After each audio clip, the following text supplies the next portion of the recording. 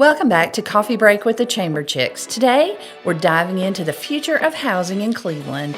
As our community grows, the city is working to create an environment that supports diverse housing options while ensuring smart and sustainable development. Joining us today is Kevin Harris, City Administrator for the City of Cleveland, to talk about the role in making housing more accessible and planning for the future. Grab your coffee and let's get started.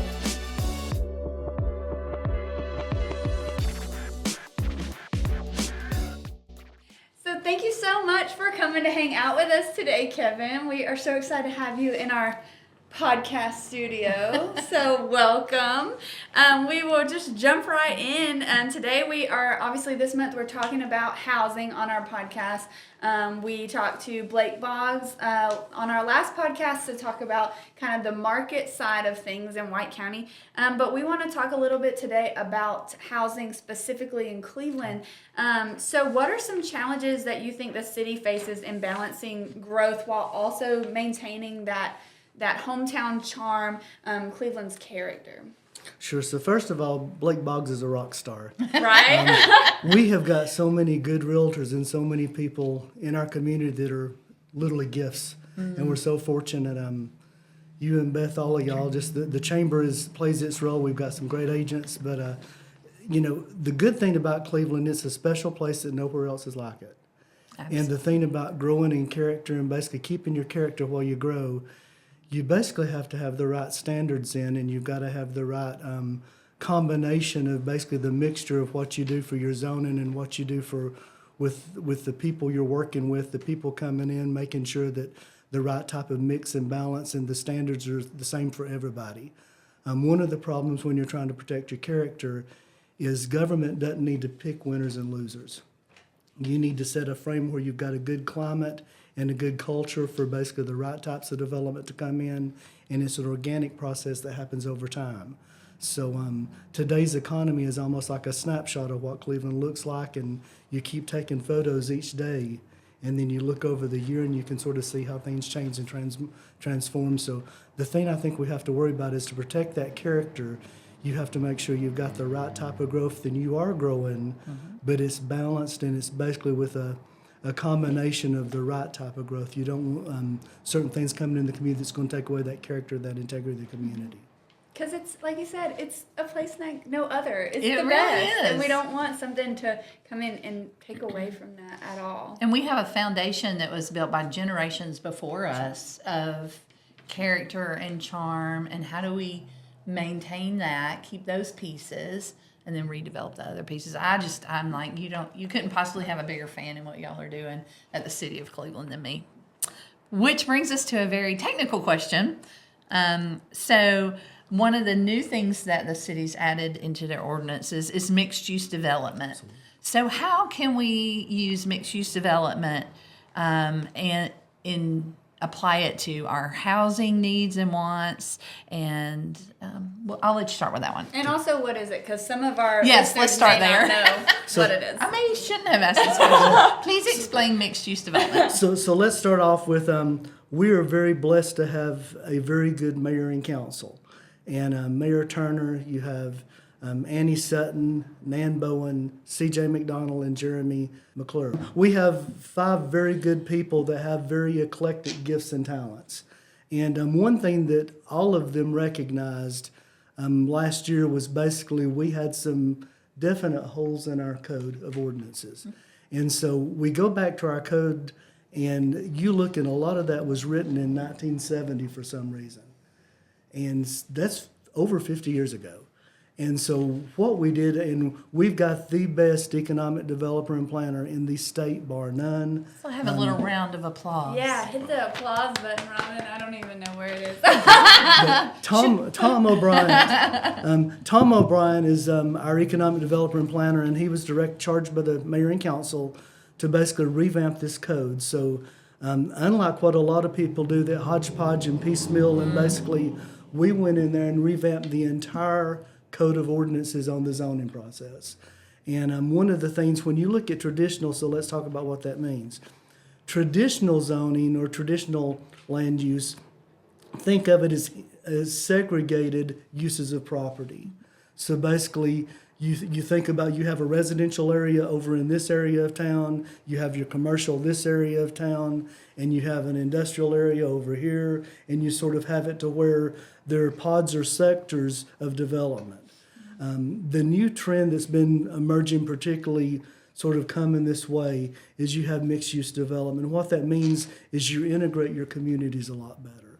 So the best example I could think of is if you have mixed-use development, you would have, let's say you have a 3-story building that you create. The first story would be maybe retail because you walk in from the floor and basically do that. And then you would have a second floor possibly with office space or medical space or something like that. And then the third floor could be residential, or it could be a commercial or a restaurant, or it could be something different. So you could have 3 different purposes on the same piece of property.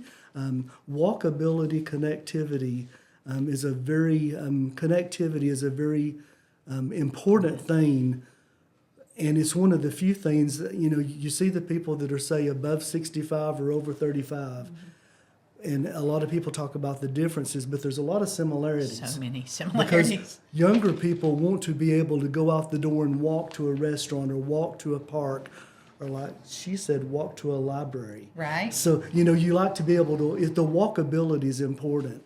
As you get older, getting in that car and doing a lot of it's the same thing. You want that connectivity to where it would be really nice to walk downstairs, walk across the street, and have a restaurant to where you don't have to worry about parking a car. I had to, it's a novel Zoning, approach. addressing the issue of parking. Who knew? It's an interesting, it's a novel approach. So, but it's something that basically people talk about the generational gaps. But the problem, actually, if you look at some of the solutions, it's good for your young professionals as well as the folks that have retired that have moved up here. A lot of the people don't want to have the yards or responsibilities or some things like that. And it's the same thing as the young folks. Some of the development we're doing with the housing has to be eclectic, and it's got to sort of acknowledge. Everybody talks about the median age of White County and Cleveland, and it's way above the median average of the state. 46 years old. I think the median average of the state's 30, 32, 35. But take it from a professional, that's not as old as it used to be. 46 is a lot younger than it used to be, trust me. I did not know that. It's a math thing. So, but if you take the young and the old generation, I'm mathing you. But if you take the young and the old, and you take basically the connectivity, some of the things they want is sort of kind of the same thing. You don't want, I'm thinking about now. Used to, the dream was to have X number of acres and do this and do that. If I do half an acre of yard, I'm good. So like I'm to the stage in life where the dream of what you did when you got older might have changed or evolved over time. And we've got a place where I've got all the land I can mow, and then we've got a place that's an acre here in Cleveland that is perfect for what we want. And I can be out the door, and we've got Walmart, Ingles, we've got the restaurants, we've got everything you need within 2-3 minutes. Right. And Perfect. I think that's the great thing, especially people say, we need X item. I love that City Council looks at everything on what's the best for the most number of people. And that's not a perspective everybody has.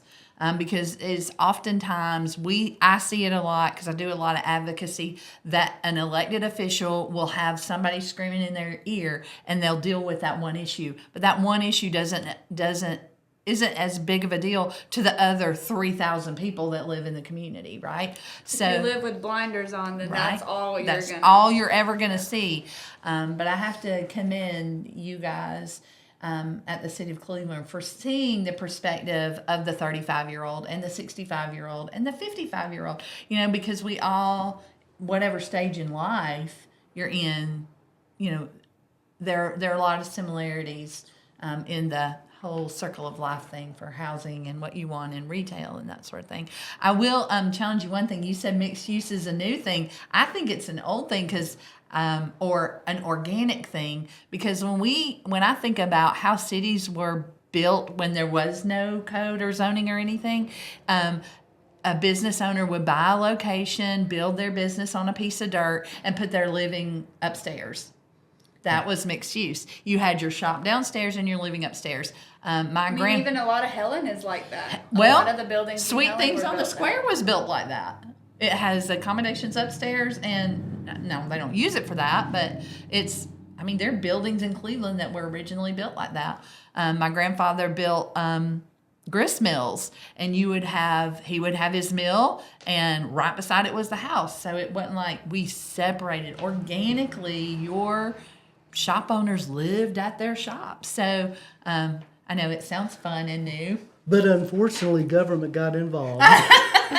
And basically, you almost start to segregate things, and you can't live where you work, and you can't do that. That's true. And the purpose of mixed-use development, exactly what you said, is to live, work, and play. Mm-hmm. Basically, you can do the same thing in a very small location where you don't work in one sector of town and go to something Drive else 30 in another minutes. section. And We see you. We know what your commute is. You're driving 28 minutes to work, at least. We know. So a lot We of also times, math. yeah, a lot of times when you retro, we're actually, you're right, we're going back to how it sort of kind of used to be. You're allowed to use that property for multiple purposes.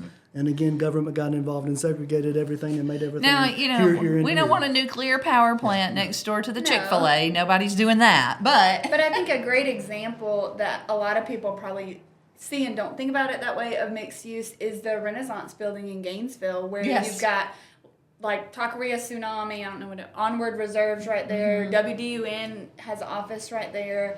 There's an Italian restaurant, and then the second floor I think is Brunel offices and classes, and then the third floor is apartments. And people see that and they don't think about that that's mixed use. They just think, oh, so fun. But like that's different scope of it. But that's things that could be in a lot of ways available in our community. and it helps us to not have sprawl.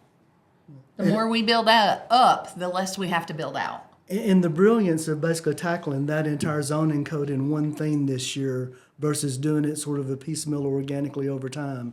The brilliance of what the mayor and council did and what Tom O'Brien has implemented is basically you're going to have a situation where we set the playing field before the businesses come in. So it's not a situation where somebody comes in your community and you're trying to fix it or change it or make it right for somebody coming in now. You've already set the deck and you've set the cards to where everything's ready to go. The business comes in and they know the rules. As opposed to We call that build to right. We love build to right. the worst mistake I've seen a lot of times is if you're not proactive, somebody comes in and sometimes you know what's coming in this community. Like you can watch and see as communities evolve. We're at roughly 3,600 people now, and the county's at between, say, 28, 29,000. The counties at that size, the things that are starting to look in the community and things that will probably be coming in the next 2 to 5 years. You go ahead and set that to where you don't have to do quote unquote favors or change the rules or change the laws. Variance on variance on variance. You set it, and it's a paradigm change for your community because you're not relying on basically, well, oh gosh, this came in, what do we do to change to make it work or not work? You've already got the rules that are in place, and somebody comes in and they can pick up your code, pick up your rules, and know what they're walking into before they ever set And foot in inevitably, if Cleveland. you try to do that while someone is coming in and asking for these things, you're bound to miss something because, like you say, you're in the moment trying to figure out But if you go ahead and do it, then you have time to think about exactly what needs to be said and exactly how it needs to work, and not miss something that then later Will hurt have a situation. And what I love about, I'm sorry, you go right ahead. But and again, one of the great things about doing what we did is basically we changed stuff, a comprehensive change for the first time in 50 years. And then in the very last council meeting, we already did a change to the change. So basically, we recognized something, there was a gap or a hole, but basically we set the foundation to where the council was able to acknowledge that, and we've already made a change to the new zoning. It happens. So it works. It works. What I really love about mixed use development, and you have another version of that, which we've seen in most of the housing developments we've done, is called planned unit development.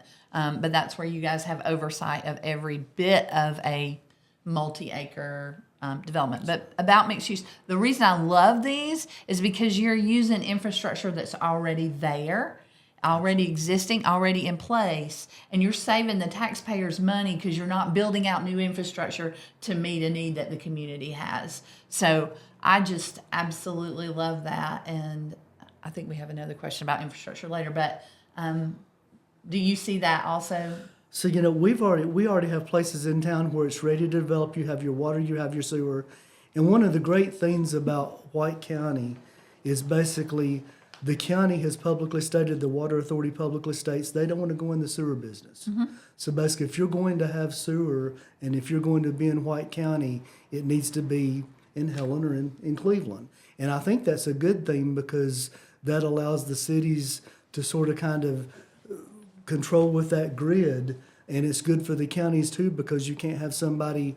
Some of the horror stories you hear in other communities is when you run a sewer line to somewhere for a special project or special entity or special business, and then they do that 2 or 3 years later and it goes out of business because it wasn't sustainable to begin with, and it allows you to control the growth. The grid controls that. So the great thing about infill development, we've already got the water and sewer there. So if something comes in, you have a connection fee, but it's not like something where you're trying to build a sewer line for 2 miles at a couple $1 million, and you never know if that one business might stay in the community or not. Right. For our friends out there, if you ever hear us talk about sewer, just think millions on millions on millions of dollars. There are reasons why only municipalities do them, because they're costly to build and costly to maintain. And it also protects the people in your county. If you've got a 20 or 30 acre farm, you really don't want higher end development that is expected in the city but not expected as your next door neighbor. It gets in the real county. hard to farm if you have $1 million house behind your 6 chicken houses. Ask me how I know. Everybody loves to see that farm and the pasture and see the fences and drive by that beautiful scenery. Until you and clean then out your chicken house. They don't realize what a chicken house smells like. Exactly. They've never been around. And then it's the chicken farmer's problem because they like the view, but they didn't realize what comes with, it all smells like money, right? Well, that's the thing that makes the money. I promise you, those cows and horses don't make the money that our poultry houses do. This is Tom Williams, the founder and CEO of Modtec Homes. We are starting a project in Cleveland at the end of West Jarrard Street to include 14 two-story, two-bedroom homes about 800 feet from the center of town. They're very energy efficient and also have smart home technology. These homes are built in a controlled environment and undergo dozens of inspections. Please visit us on our website at modtec.homes. That's modtec.homes, and you can find out more about the project and also inquire there. So we talked a little bit about infrastructure, but how is Cleveland infrastructure, not just sewer, but things like roads, services, other utilities to keep pace with housing developments? Sure. So let me go back to sewer very quickly. So right now our waste treatment plant is capable of doing 750,000 gallons per day. We have received the permit from the Georgia EPD, and we are going to be able to take that to 1.15 million gallons a day, which means resiliency and sustainability for the city. So basically that allows us to do the right blend of housing, more commercial. It basically opens you up to the right types of growth coming in on the horizon. Our plant's been in operation in 1993. It is almost past time we should already have this built. My understanding, we've been trying to get that permit since 2017. Yes, that is true. So my And understanding. in 2020, it was like pulling our hair out. We need to get this done. And then COVID. So. And then COVID, ... Yeah. So, And so in terms of infrastructure, so we're looking at a $20-something million minimum plan. A lot of our neighbors that have tried this thought it was going to be 20-something million, and it ended up being 32 million. So we're anxious to get that to bid in the next couple months, and to get that built by 26, 27 at the very, very latest. So water's the lifeblood of your community. If you don't have the water, that's where you're at. So nothing else we grows. spent a lot on that. So if you're talking about infrastructure, we also opened a new well 6 And that doesn't sound like much, but it's about 40 to 45 million gallons additionally per year to help grow the city too. So we're doing that. We've already located potentially a new source for water. So that is a constant. We literally got the permit to open well 6 the same month we had located a new source for potential well number 7.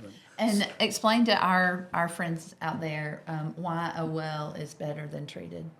Well, a well, it's natural, it's organic. You talk about sometimes God made the universe for a reason and he made it the right way. And treated is always good, but organic, natural well water is just sort of the way you want to go. So Yeah. we will actually Inexpensive in relative terms of treatment and everything else, but it is on the positive side. We have almost hit our threshold on what we can use for what we call groundwater, and we're going to actually have to get that permit bumped before we can add even a new well. So we're working on. We've got a lot of coconut shells out there trying to. So on the infrastructure side, water's the lifeblood, and I hated to go back to that, but water's the lifeblood. So we're basically expanding a brand new water treatment plant.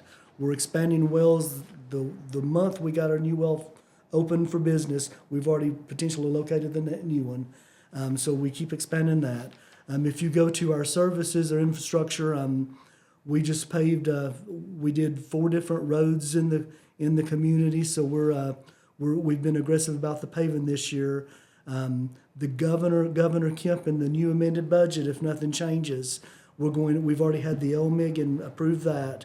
We're going to get a new LMIG, which that's the local maintenance and improvement grant. That basically is money from the state to help pave the roads. This one has no match.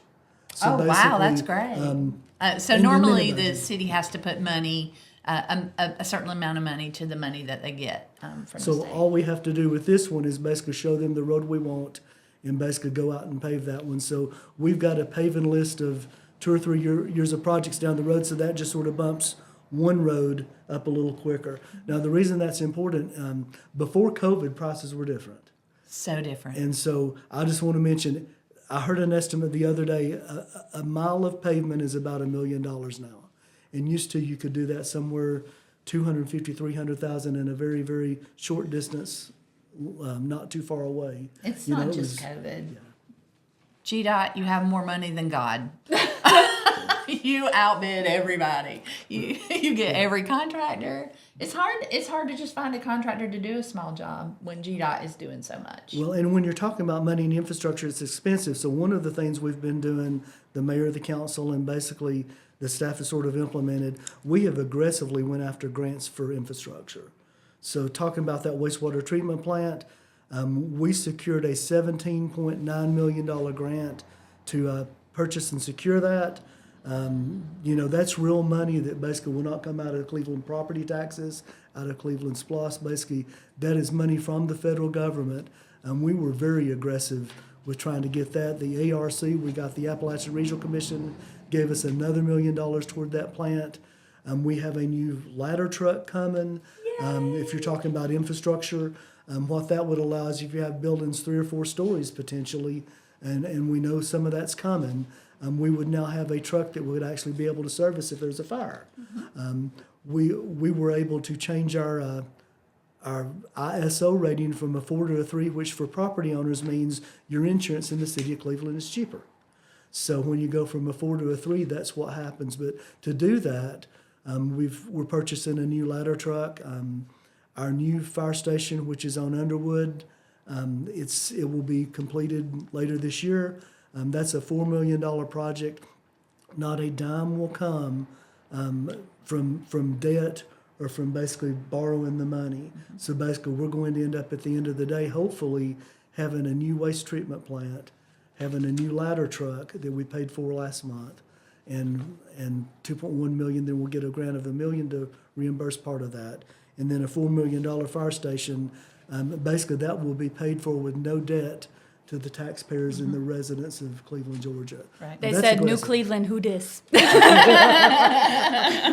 So for a county our size, if you look at just the one grant, that's over 3 times what our entire budget is for the year. So we've been very aggressive with the infrastructure, more than virtually you can look around. But right now, the Georgia Mountain Regional Commission is, I think there's 12 or 14 counties in that. 14. They're administering for 14 counties. They are currently administering $32 million grants for 14 counties. Our grant was $18.9 million with the two put together in little old bitty Cleveland. So we've been aggressive. Again, that's foresight from the council, from the staff, from the mayor. Looking ahead to see what we can do to prepare for what's coming. We thank you guys for letting us be a part of that, because we took a trip to Washington, D.C. to knock on doors to say we want that money. And that made a big difference. Well, Money, please. And I can tell you, I've been in all 159 counties. I've had jobs where I've been at every county seat and sort of seen every possible thing in governments. The White County Chamber of Commerce, even if you were not sitting in the room, top to bottom with the staff and the resources, what y'all do with what you have is absolutely amazing. The types of programs you have, everything from basically the Vision Series to the contracts y'all do, Pearls of Wisdom, although I'm not a gal. Listen, did I they heard tell some you? great stuff. Some of our So we're staff filming members- today on the after of On Valentine's Day, if you're looking at me, you can the tell. afterglow of Pearls of Wisdom, which was yesterday. So that they, but everything the chamber does, they just knock it out of the park. The annual events, just everything, and the chamber is such a partner for local communities and counties. And I can tell you, without the three people in this building, we would not be in a position to basically cast the vision that we want to have for the next 10 to 15 Well, years. it's a teamwork. It's and I will say that as a Chamber of Commerce, we're blessed because we can work with our elected officials well, and I can call pretty much any of them and get a response quickly. We work together to make sure that we're all kind of singing from the same hymnal, and that doesn't happen everywhere. I mean, there are a lot of communities who their municipalities don't get along. You guys in Helen have a great relationship. The city of Cleveland and the county have a great relationship. So it goes a long way. I mean, we really all want the same thing at the end of the day. It's how we get there that we gotta. And you serve the same people, bottom Right. line. I mean, we all live together. We all hopefully work here, play here, pray here. Yeah. I hope it's a place where you try to make it a little bit better than you found it. And I was in a meeting this week with Derek from White County and Love with Derek. Daryl from Helen. And Wow, we our were- three favorite people Yeah. in one I know, meeting. in one room. it was with city and county managers across our region with Georgia Mountain Regional Commission. We have a quarterly meeting. And I was just looking around and listening to sort of some of the problems other folks were dealing with. Mm-hmm. And when it came my turn, I sort of stood up and I was partnerships are the key. And I was Mm-hmm. just talking about Daryl and Derek and I communicate as a staff. The elected officials communicate. And I think, you can even go northeast, southwest, whatever direction you go, and that's not always the case.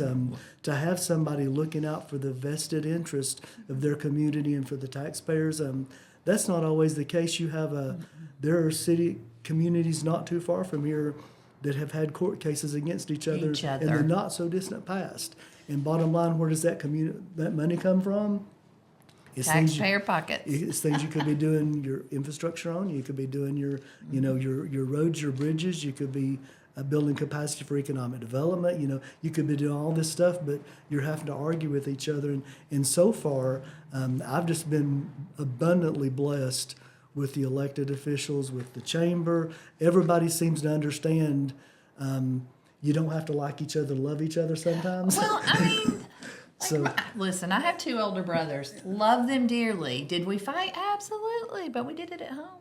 We didn't get out in the street. We But didn't there's hire a- an attorney. I can tell this is probably the only place I've been because I've had different careers and been different places, but I can't tell you generally one person that I work with that I don't like.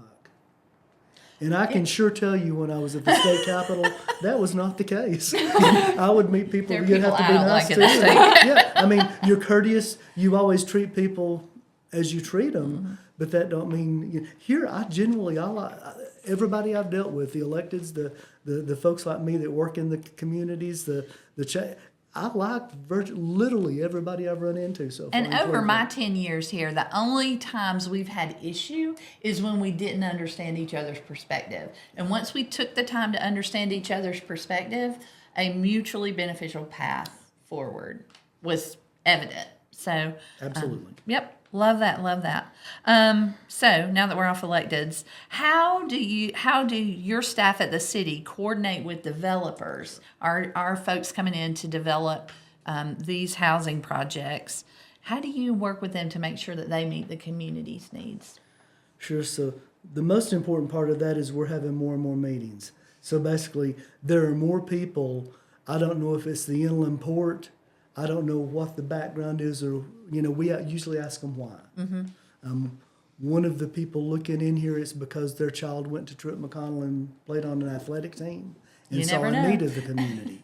So you never know who you're reaching out to, who they are, their background, or what they do for a living, how it could eventually come back to a partnership 3, 5, 6 years later. But there are more and more people inquiring from Cleveland as to coming in.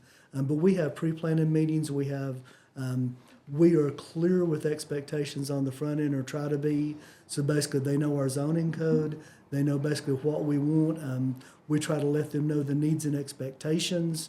We try to let them know if it's going to be a new building or new facility, we let them know the new landscaping. So if you go to some of the businesses that are grandfathered in and that haven't changed much, we want the new businesses basically with certain codes. So if you look at a new business like, say, Chick-fil-A's a good newer, example. The Subway across from there, the Clipper. If you look at some of those, and it's different landscaping requirements, and it's important because as you grow, if you sort of grandfather, and as those new older, as the existing businesses grow and they basically do better with their properties, we try to make sure that it fits with the fabric and sort of that organic look we're looking for as a population. So the major thing was we meet with them and communicate with them, and one of the ones I'm most excited about personally, not speaking for the city, but personally, we've got a potential 28-acre annexation that's about to happen in the near future. And you look at some of the needs in Cleveland and in White County as a whole. White County is almost 30,000 people, and we don't have a hospital. We don't have a whole. We are a dearth of medical access. So, and the ages, whether you're young professionals or folks that are retiring up here and want access to quality health care, right now there's a void. Mm-hmm. And so this 28-acre complex, we would have a medical facility on it. You would have assisted living on it, and you would have a new hotel on it. And I think if you ask your average citizen, is there a need of health care in White County, they're going to probably tell you, yeah, if they're in touch with the pulse. We tired of driving to Gainesville, okay? Yeah, and we did that. We asked the community stakeholders and things like that in our Vision 2030 program, which started in 2019. And I mean, top of the list was medical facilities. And you will find it on the Chamber's strategic plan every year until we get a handle on this thing. Well, and that's something that doesn't happen. It literally don't happen overnight. That's something that happens over months and years of planning. And I think some progress has been made, huge progress. Absolutely. And you guys have been great to work with because, I mean, you have to take an assessment of the whole county and what would be the best location for those things. And because we're not without unlimited space. So you guys are super careful to make sure that the right things are going in the right places. And this is the right thing in the right place. So absolutely. So you need that medical, you need and listen, just fact of the matter, not good or bad or whatever, Helen is a different economy than Cleveland. We're all in the same community. We all live together. But Helen truly is that tourist economy that thrives on hotels. You have a need in Helen, but in Cleveland, it's a different need because in Cleveland, it's more of a county seat. Right. So the economy's different. The type of people looking for residence, they're not always coming up here to, ride the water slide or ride the roller coaster. you go to Helen for different needs. A lot of the people that want to be in Cleveland, you have a lot of salesmen that are going to be in Habersham. They're going to be driving over to Lanaga or going down to Hall, and they really don't want to stay in a tourist town. They want to sort of be south of here where they can go more toward the people. So, the needs of a hotel for our community, Vastly different. if you look and do the studies, there's a need here, but it's basically not a tourism type thing like Helen has. There's still a tourism component because you've got Babyland General, and you've got some great things to see, the wedding venues, the outdoor activities, the wineries. It's still a need, but it's a little bit different need than Helen. So there's a need for new hotels here, hotels, plural.